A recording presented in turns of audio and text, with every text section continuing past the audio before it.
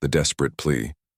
The crystal spires of Zephyr Prime gleamed in the pale light of twin suns, their surfaces reflecting the morning sky like frozen lightning. Within the tallest tower, the high command chamber buzzed with anticipation.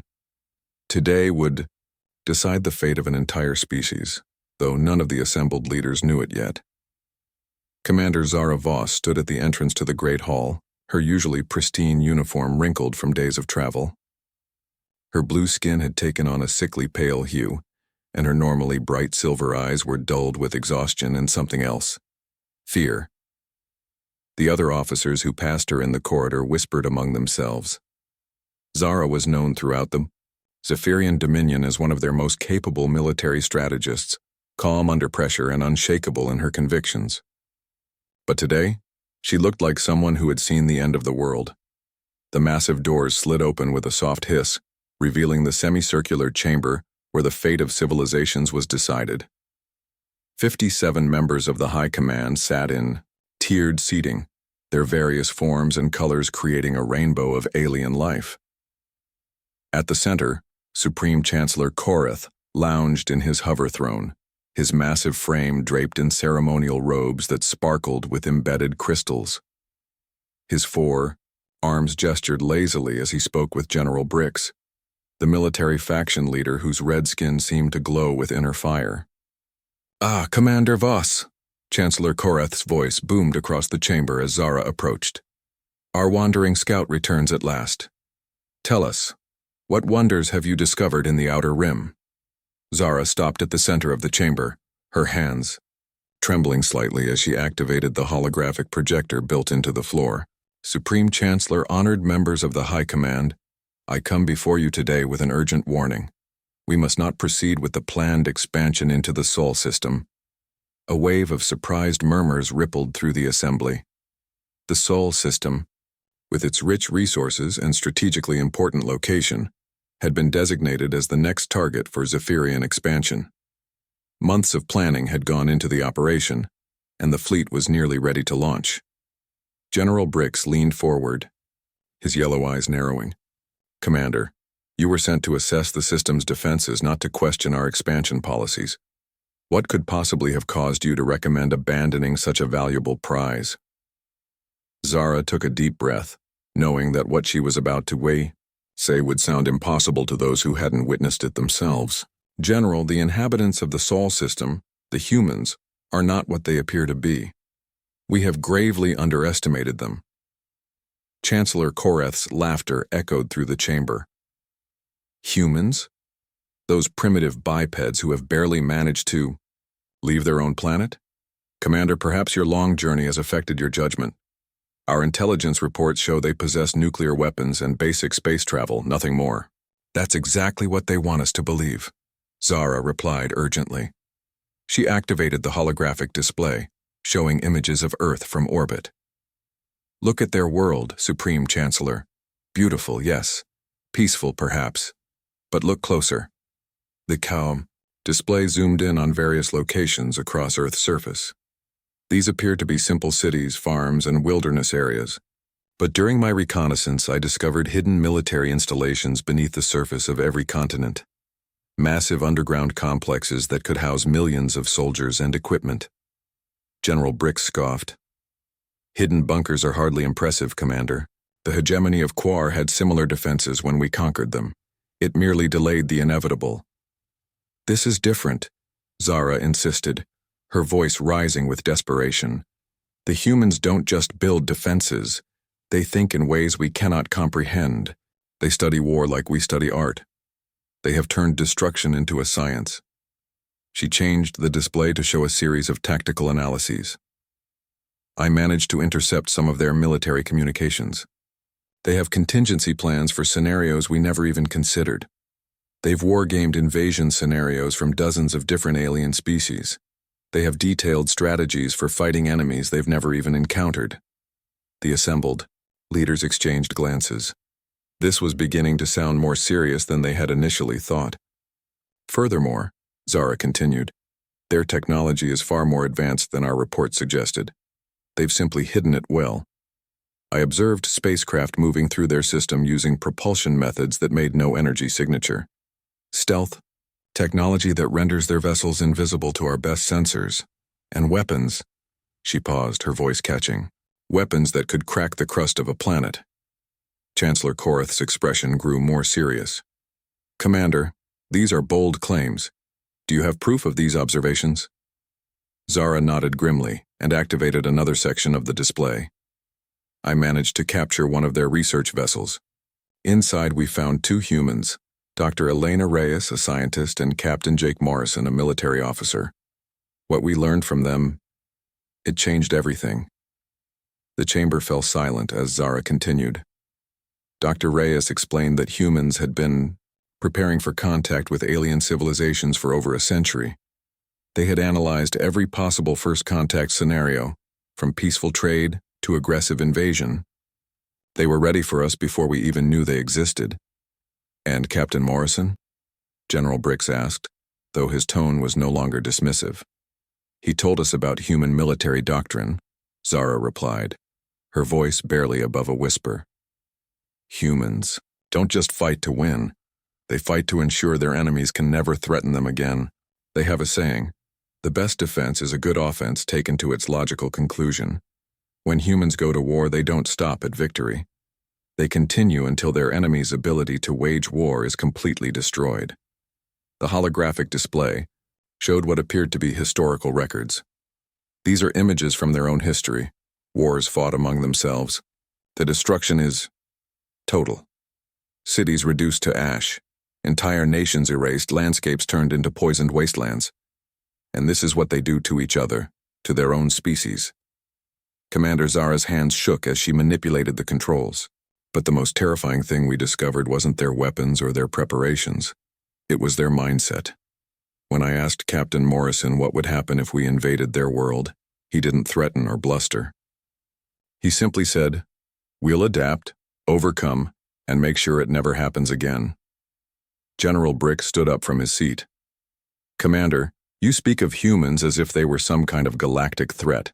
They're a single species on a single world. The Zephyrian Dominion spans 17 star systems. We have the most powerful fleet in known space. That's what makes them so dangerous, Zara exclaimed. They know they're outnumbered, they know they're outgunned, so they've spent their entire civilization learning how to win impossible fights. They've made an art form out of turning disadvantages into advantages.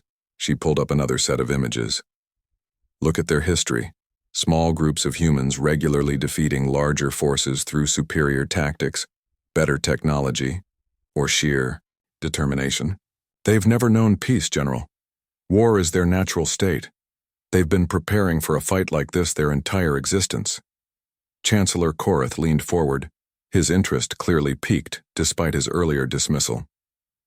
What exactly are you proposing, Commander? We must abandon the expansion into the Sol system, Zara said firmly. More than that, we should open peaceful diplomatic relations with humanity immediately. Offer them trade, technology exchange, cultural cooperation. Anything except war.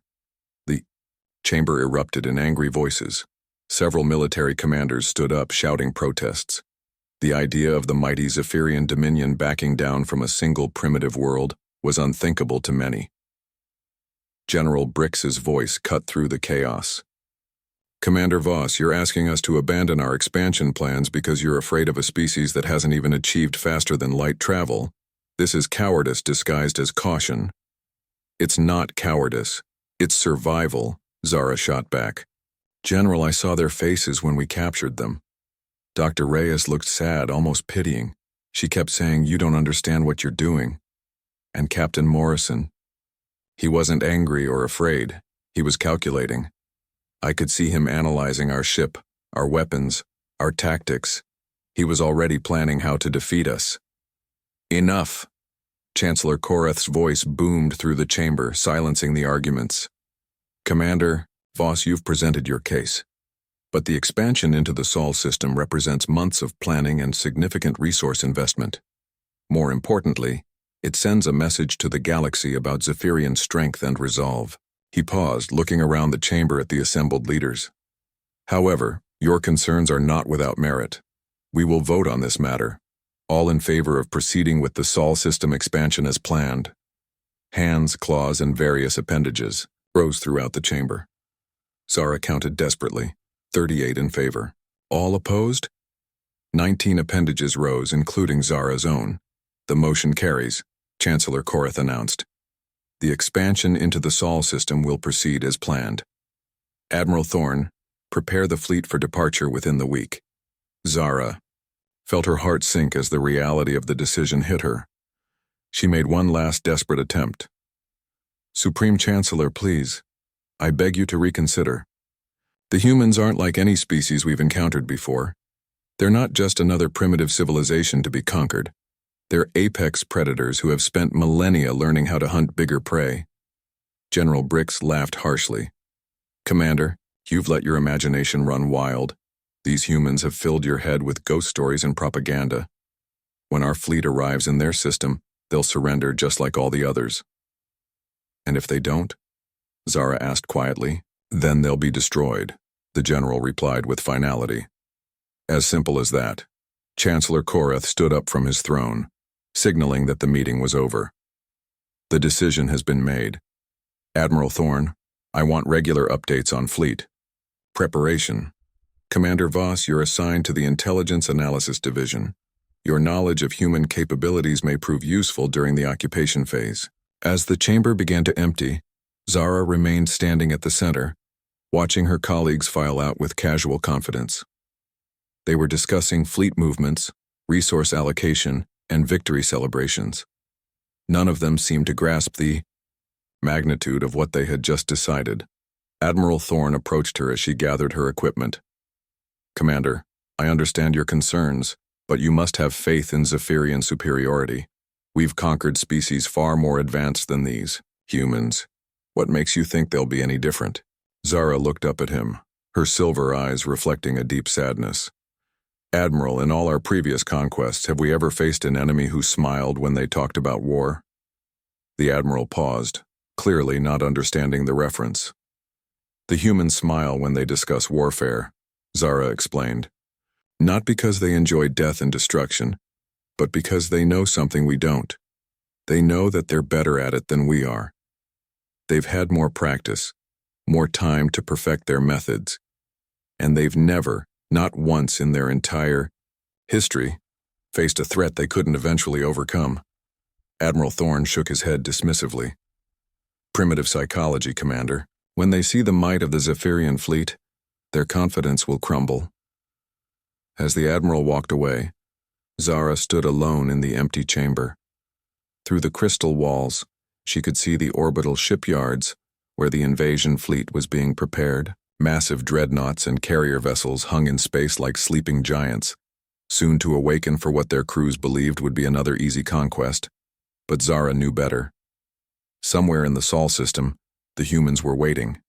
They had known this day would come, had prepared for it, had planned for every possible variation of it. And when the Zephyrian fleet arrived, expecting to find a primitive world ripe for conquest, they would instead find an enemy unlike any they had ever faced. The Zephyrian Dominion was about to learn why humans had never lost a species-wide conflict. They were about to discover what happened when a civilization built on expansion and conquest met a species that had turned survival into an art form. As Zara finally left the chamber, her footsteps echoing in the empty space, she whispered a prayer to the ancient Zephyrian gods, not for victory, but for mercy, because she knew that very soon her people would need all the mercy they could get. The Burning Empire. 3 weeks after the High Command's fateful decision, Admiral Thorne stood on the bridge of his flagship, the Sovereign's Pride, watching the swirling colors of hyperspace through the main viewport. Behind him, the largest invasion fleet in Zephyrian history followed in perfect formation. 800 vessels of war, from massive dreadnoughts to swift fighter carriers. It was enough firepower to reduce entire star systems to cosmic dust. Admiral, his navigation officer called out, we're approaching the Sol system, dropping out of hyperspace in 60 seconds. Thorne nodded confidently. The past 3 weeks had been spent in final preparations, loading troops and weapons, coordinating with support fleets, and planning the occupation of human space. Every detail had been calculated, every contingency planned for. This would be the greatest conquest. In Zephyrian history, all ships prepare for system entry, Thorn announced across the fleet communications. Remember, we are here to claim this system for the Dominion. Show these humans the might of Zephyrian civilization. The hyperspace tunnel collapsed around them, and suddenly the Sol system spread out before the invasion fleet. Earth hung in the distance like a blue and white jewel, exactly as beautiful as Commander Voss had described. But something was wrong. "Admiral?" the sensor officer called out, confusion clear in his voice. "I'm reading massive energy signatures throughout the system, far more than our intelligence predicted."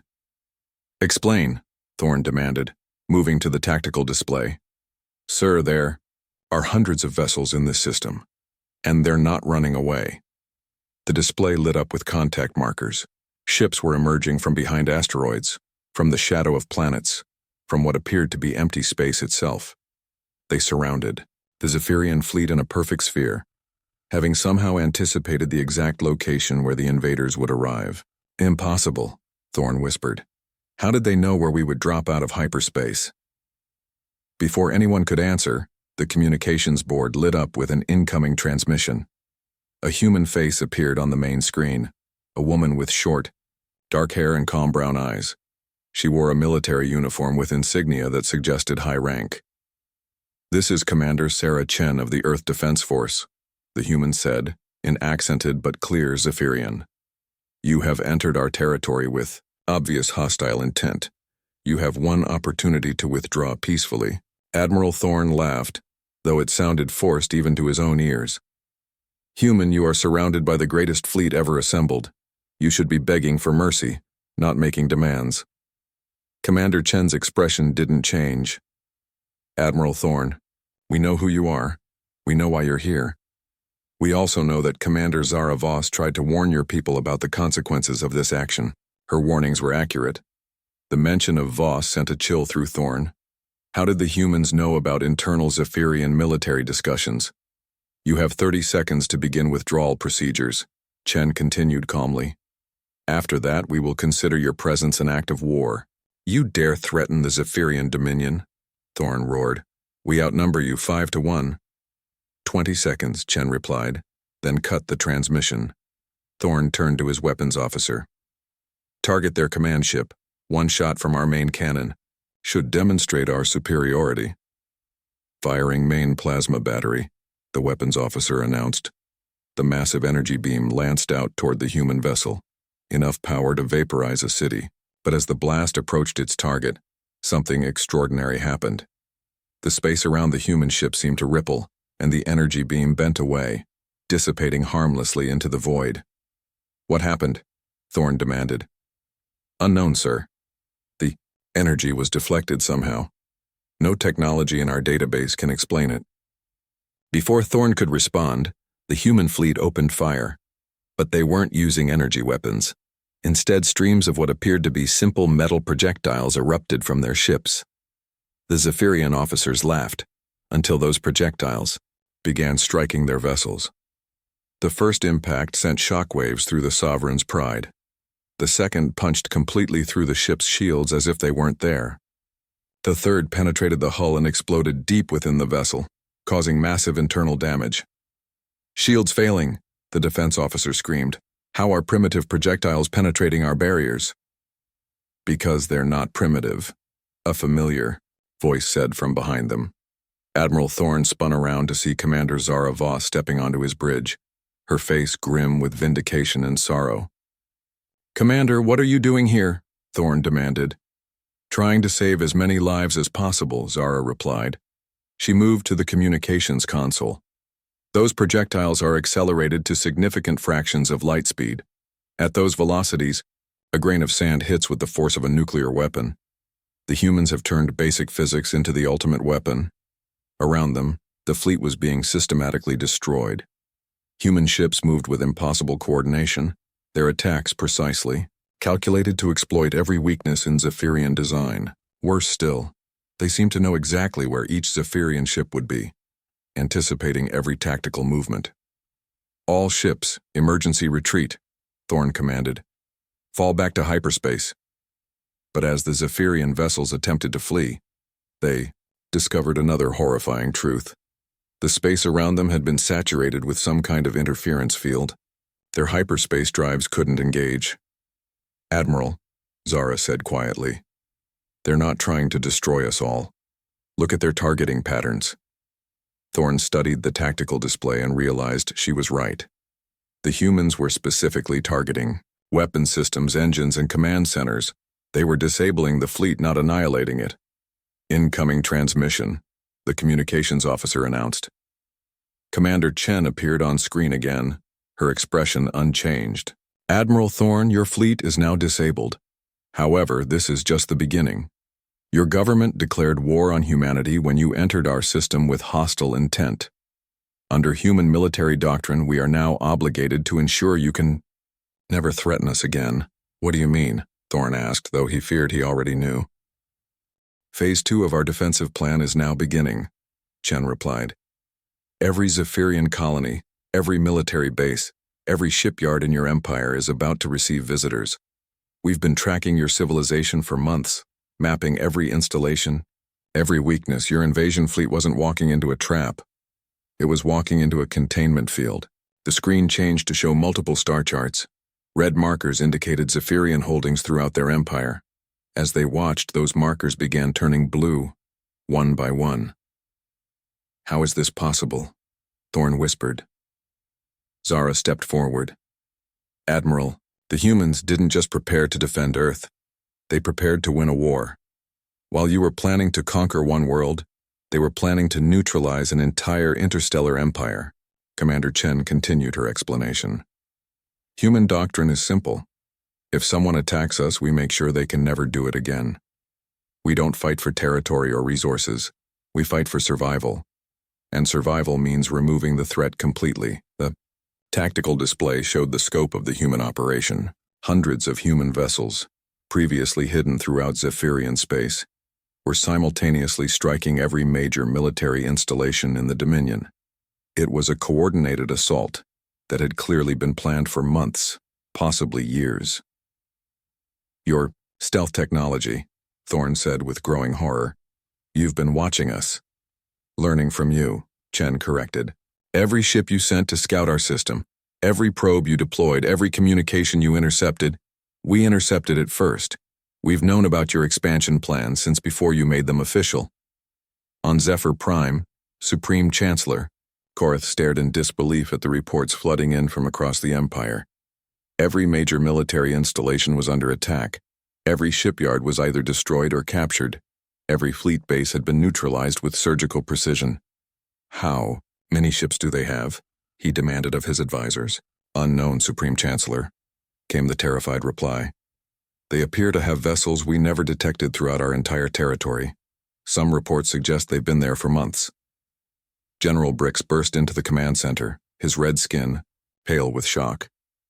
"Supreme Chancellor, we've lost contact with 70% of our military assets. The humans aren't just attacking, they're dismantling our entire defensive capability." "What about our home fleet?" Korath asked desperately. "Destroyed or captured, they hit every major vessel simultaneously. It's like they knew the exact location and status of every ship in our navy." As if summoned by their conversation, the main screen activated, showing the familiar face of Commander Chen. But this time, she wasn't alone. Standing beside her were President Marcus Webb of Earth and Captain Jake Morrison, the same human officer that Zara had captured weeks earlier. "Supreme Chancellor Korath," President Webb began, his voice carrying the weight of absolute authority.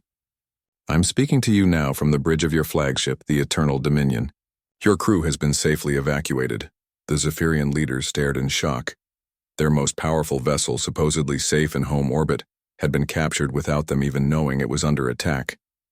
Captain Morrison stepped forward.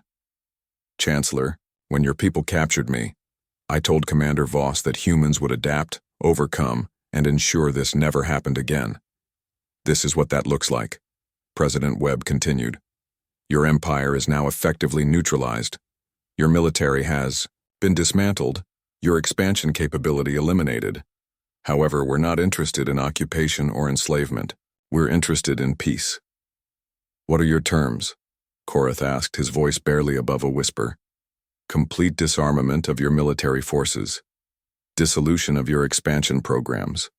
Reparations to the species you've conquered over the past century. And most importantly, a binding treaty that prevents any future aggression against Earth or our allies. And if we refuse? General Brix asked defiantly.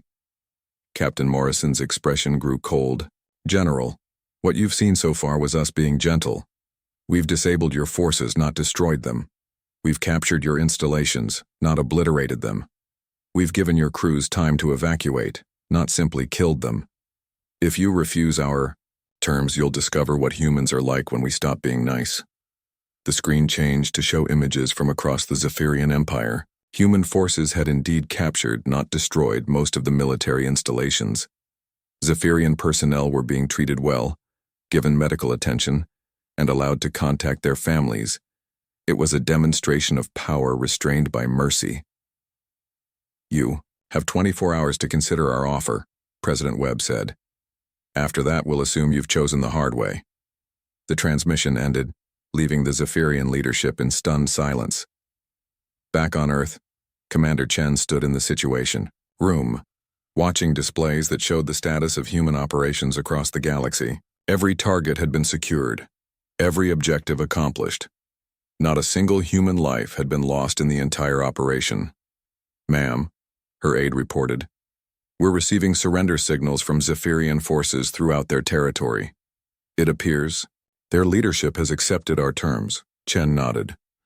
Begin Phase 3, humanitarian aid and reconstruction assistance, and send a message to Commander Voss. Tell her she was right, and that her warnings likely saved millions of lives on both sides. Across the galaxy, Zara Voss received that message while helping to coordinate the evacuation of Zephyrian military personnel. She smiled sadly, knowing that the warning she'd tried so desperately to give had finally been heard. Just too late to prevent the war, but early enough to minimize its cost. The Zephyrian Dominion, once the most powerful empire in known space, had been reduced to ashes in less than 24 hours, not through destruction, but through the complete neutralization of their ability to wage war. The humans had done exactly what Captain Morrison had promised. They had adapted, overcome, and ensured it would never happen again. In the years that followed, the Zephyrian territories would be transformed from an aggressive empire into a peaceful federation of worlds. The species they had conquered would be liberated and offered independence or alliance with the growing human coalition. And throughout the galaxy, a new understanding would emerge. Humanity was not a species to be trifled with. The Burning Empire had learned the hardest lesson in the galaxy. Never underestimate a species that has turned survival into an art form.